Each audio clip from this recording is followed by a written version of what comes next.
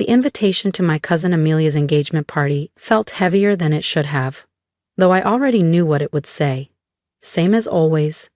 Please use the side entrance. Staff and support family enter through the garden gate. Because to them, that's all I ever was. The black sheep of the Langford family. The one who chose nightlife instead of medicine, politics, or a tidy MBA. According to Aunt Margaret, I was the disappointment they all politely ignored at galas and holidays. "Are you actually going?" my best friend Jordan asked, glancing at the creamy envelope in my hands. "After what went down last Thanksgiving?" Ah, Thanksgiving. When Uncle George announced, within earshot of 50 guests, that some relatives should remember they're not exactly our pride and joy. And Amelia, she'd handed me a tray of champagne flutes with a smirk. "You're used to this kind of thing, right, Lila?" "I have to go," I said, smoothing the navy wrap dress I'd chosen on purpose. Clean, elegant, quiet, they're still family. What they didn't know was that while they mocked me for running bars, I'd quietly built one of the most elite, private nightlife brands in North America. The Velvet Chain wasn't just a lounge. It was the flagship of a growing empire of members-only clubs, where celebrities, diplomats, and tech billionaires waited months for access. But to them, I was still just Lila Montgomery, the dropout who mixed drinks. I arrived at the Hamptons estate right on time, following the gravel path to the garden gate as directed. The event security guard gave a short laugh when he saw me. "Deliveries are around the back fence," he said without looking up. "And family." He eyed my dress. "Sure you are." "Amelia uses the front entrance," Amelia chimed in sweetly as she stepped out from behind a column. "Not the hired help." She wore something extravagant, ivory lace, vintage diamonds. That smug smile. "Congratulations on the engagement, Amelia," I said evenly. "Yes, well, Martin comes from a proper family. His uncle's a federal judge," she boasted. "Not that you'd know anything about that world." If she only knew that Martin's uncle had been trying for months to get off the Velvet Chain's waiting list. And his firm, quietly retained as our legal counsel, never knowing the CO they answered to, was me. What about the expansion plans into London, Dubai, and Tokyo? The press now called us America's most exclusive club, but I kept it simple. "It pays the bills," I said with a small shrug. Speaking of paying, Aunt Margaret appeared at my side, her smile as polished as the diamonds on her collar. "We're short-staffed tonight. Our usual servers canceled last minute. Since you're here." "Of course. Why bother hiring professionals when they could disguise cruelty as convenience?" "No worries," I said coolly. "I already handled it. Amelia texted me earlier, so I called in a favor." They both blinked. "You what?" Amelia sputtered, the gleam in her eyes fading fast. "I own an entertainment group, remember? I have contacts," I said. "Laurel and Ash, the city's top catering firm, will be here in 20 minutes. Consider it my engagement gift." Before either could stammer a reply, I turned and stepped through the side entrance. Let them stew on that. Inside, the usual suspects clustered together. Uncle George dominating the fireplace circle, boasting about his firm's latest acquisition. My cousins Olivia and Preston debating whether Lake Como or St. Bart's was better in June. And my parents? They hadn't spoken to me since I walked away from Yale Law 3 years ago. "Lila," my grandmother's voice sliced through the noise like a warm knife. "Come sit with me, darling." Grandmother Eleanor had never cared for society's approval. She built her real estate empire at a time when women couldn't even apply for business loans without a man's signature. And she was the only one who never scoffed when I said I wanted to create the Velvet Chain. "Hello, Gran," I said, kissing her cheek as I sat beside her on the antique velvet settee. "You look radiant," she whispered. "And I read the piece in Forbes." I blinked. "You saw that?" She smiled slyly. "Of course I did. They called it America's most elusive empire. No one knows who owns it, just that she's brilliant and very discreet." "No one knows," I nodded. "It's safer that way." "Smarter," she agreed. "Let them misjudge you. The reveal's always the best part." Across the room, Amelia flaunted her oversized ring. Martin's family belongs to all the right clubs, she purred. Except one, Eleanor murmured, making me grin just as Laurel and Ash's staff filed in. Flawless and right on time. Amelia looked vaguely disappointed she couldn't make me serve drinks. Aunt Margaret passed our settee with a sniff.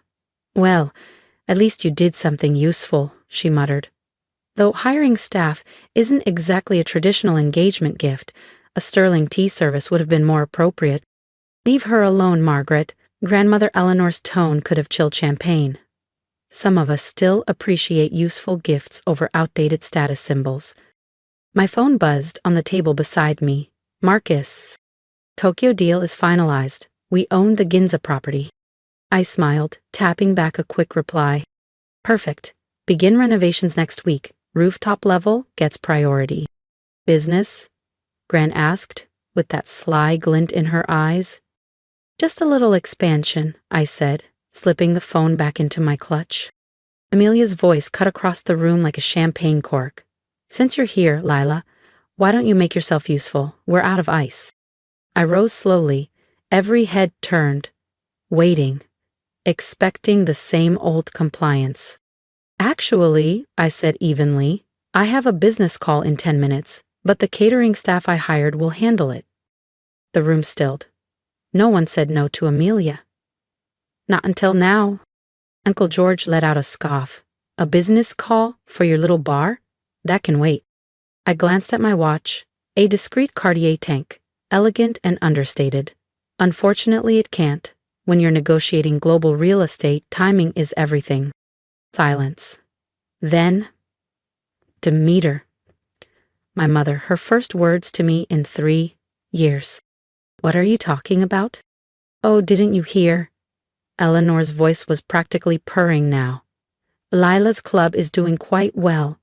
Exceptionally exclusive, I hear. Don't be absurd, Amelia snapped. Martin belongs to every elite club. Except the Velvet Chain, I said quietly. Your fiancé's been on our waiting list for 6 months. His uncle? 8. We don't offer fast tracks. You're lying, she said, voice rising. That place, that's the most exclusive venue in Manhattan. I know. I smoothed the fabric of my dress. Now if you'll excuse me, I have Tokyo on the line. Gran, dinner after? Absolutely, darling. We'll toast your expansion properly.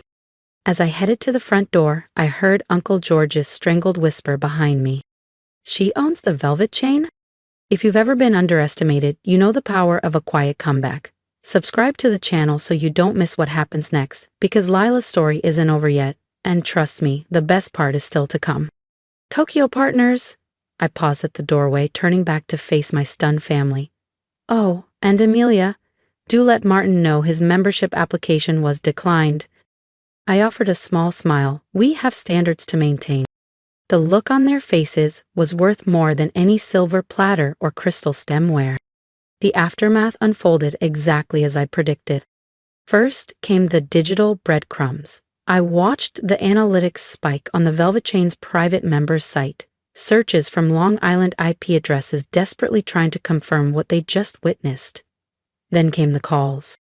Lila, darling, Aunt Margaret cooed in a voicemail, her tone soaked in syrup. We really must catch up, perhaps over drinks, at your venue?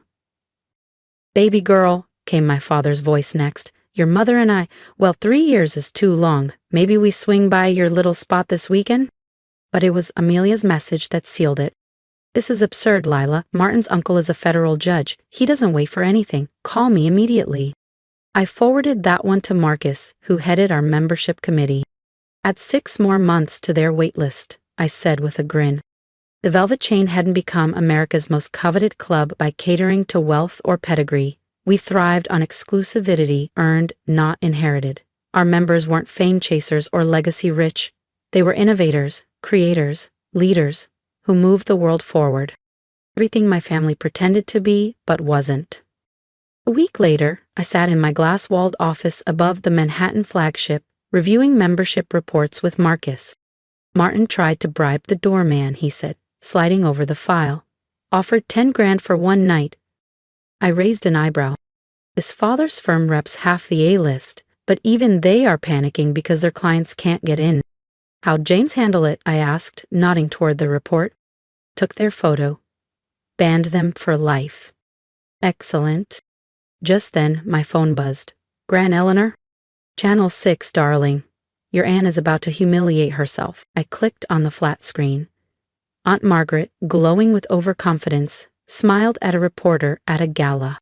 Of course our family belongs to the Velvet Chain. We're quite connected. I smirked. She's my niece, actually, Aunt Margaret said with a smug little laugh to the reporter's mic. The interviewer raised an eyebrow. That's interesting, Mrs. Langford, because the Velvet Chain's executive team just texted us to confirm that no member of the Langford family has ever been granted access to the club. The camera caught Margaret's face falling before she could recover. Well, what I meant was, we're in the process of... They also stated, the reporter continued smoothly, that the Langford family has been permanently banned from applying for membership due to multiple attempts to circumvent the application process.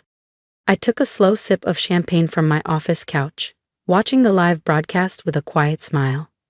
There's something deeply satisfying about public arrogance being met with irrefutable truth. Our PR team is worth every penny, Marcus muttered, scrolling on his phone beside me. Your family's having a rough week. Uncle George tried to sue us for discrimination. I laughed. How'd that go? Our legal team, his own firm by the way, explained that entitlement isn't a protected class under federal law. My phone buzzed again. This time Amelia. You're ruining my engagement. Martin's clients are mocking him because he can't get into your ridiculous club. His uncle is livid. Fix this. I typed back one sentence.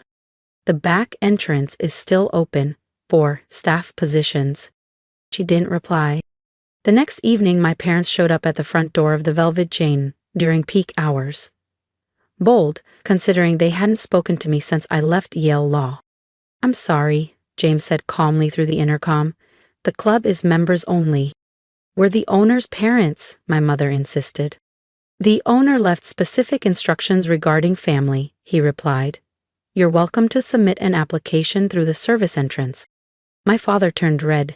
This is absurd. The service entrance is to your left, James continued smoothly. Though I should mention, there's currently a 10-year waiting list, longer for those previously banned. I watched them through the security feed as the realization sank in, what it felt like to be excluded. To be told you're not welcome, to be shown the back door. Karma always knew how to write a full circle moment. A week later, an envelope landed on my desk, an invitation to Amelia's wedding. They changed the venue to the Velvet Chain, Marcus said, showing me her social post. Didn't even ask, just assumed. I picked up my phone and dialed. She answered immediately. Finally, we need to discuss the wedding arrangements. Dad insists, Amelia said, her voice shrill in my ear. You can't just say no. The Velvet Chain has to host the wedding. I'm afraid it won't, I cut in. What? But we already announced it. Martin's clients are finally impressed again. This will humiliate him. You should have confirmed the venue before posting it online, I replied coolly. Maybe try the country club. I hear they're less selective about who walks through the door. This is about the back entrance thing, isn't it? She snapped. You're still bitter. No, Amelia, this is about consequences. For years you treated me like staff. Now you're just getting a taste of how it feels to be shut out. We're family. Exactly, I said, and family doesn't shove each other through service entrances. Family doesn't act like success is a zero-sum game. She went silent, then hissed, Fine. I'll tell everyone you're the owner. I'll ruin your precious anonymity. I smiled. Go ahead. We're announcing it next week anyway. Local woman quietly builds billion-dollar empire after being dismissed by her own family. The press ran wild with it. From backdoor to boardroom, the woman behind America's most exclusive club. Langford, heiress, shut out, now can't even enter cousin's club. Backdoor justice. The narrative practically wrote itself. I didn't need revenge, I had reality. Grandmother Eleanor threw a champagne dinner at her Southampton estate. To success and karma, she toasted, eyes twinkling. Charlotte resigned from 3 charity boards. The optics were too much. And Martin's father? I asked, sipping vintage rosé. Grambling, she said with delight, explaining to clients why you banned them from the very club they bragged about attending. Amelia, predictably, shifted the wedding to the country club, where, frankly, she belonged. 1 month later, I stood at the entrance of the Velvet Chain Manhattan.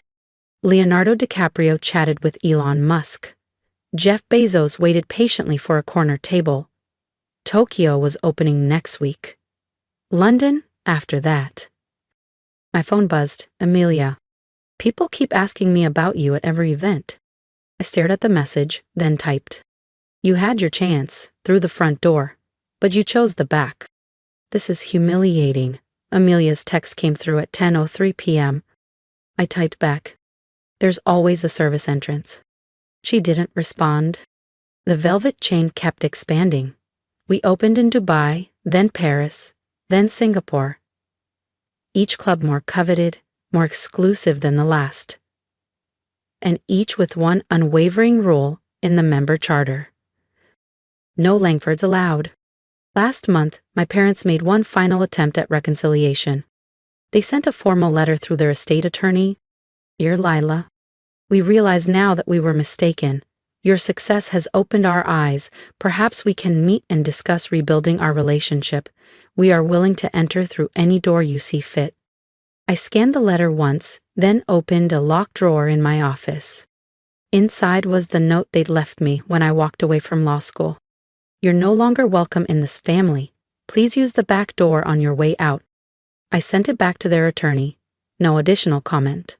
Message received. Last week, Amelia's wedding photos surfaced in the society pages. The country club looked nice enough. Chandeliers, overpriced florals, rented elegance. But everyone in the know understood it was her second choice. The article confirmed what insiders had whispered for months. The Velvet Chain declined to host the wedding. The club's owner, who happens to be the bride's cousin, refused to comment. But the closing line said it all. Sources suggest the rejection may be tied to a long-standing family habit, making certain relatives enter through the service door. Yesterday, I approved plans for our newest location, a sleek modern flagship being constructed directly next to Amelia's beloved country club. Private entrance, no partnerships, no exceptions. Members only, front door only, no Langfords permitted. Because sometimes, the most satisfying revenge isn't served cold. It isn't served at all. Not to the people who once decided you weren't worthy of being seated at the table. And if they ever get desperate, well, the back door's still open. For staff positions only, of course. I built my empire brick by brick while they laughed behind champagne glasses. If you've ever been underestimated, overlooked, or made to feel small, then you already understand my journey. Drop a comment below. Tell me your story, your comeback, your silent victory. I read every word. And if you're still on your climb, here's my advice. Let their doubt be your fuel. You don't need to shout to be powerful. Just build. Quietly, consistently, unapologetically. Subscribe to follow the rest of my journey. Because I promise, the woman they sent to the back door is just getting started.